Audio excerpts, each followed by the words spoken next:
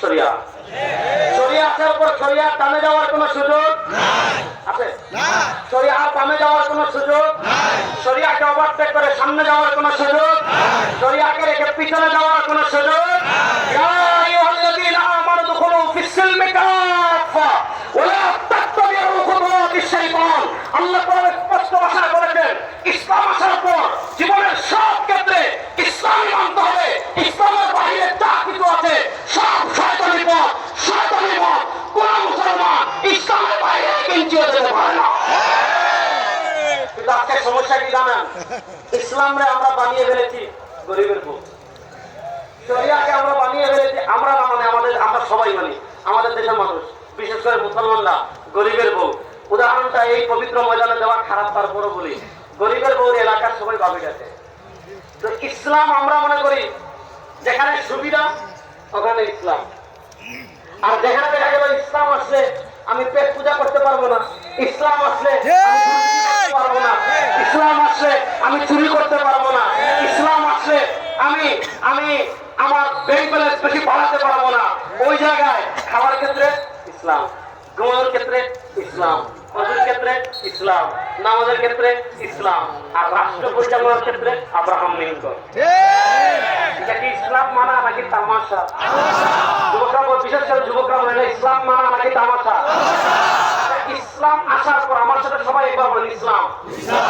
সবার মুখ থেকে শুনতে পাচ্ছেন বলেন ইসলাম পরিপূর্ণ, বলেন ইসলাম, আবার বলেন ইসলাম পরিপূর্ণ। সবার মুখ থেকে শুনতে চাই ইসলাম পরিপূর্ণ, ইসলাম পরিপূর্ণ। কোন সন্দেহ আছে? কেউ যদি বলে না ইসলাম পরিপূর্ণ না, সে মুসলমান না বেঈমান?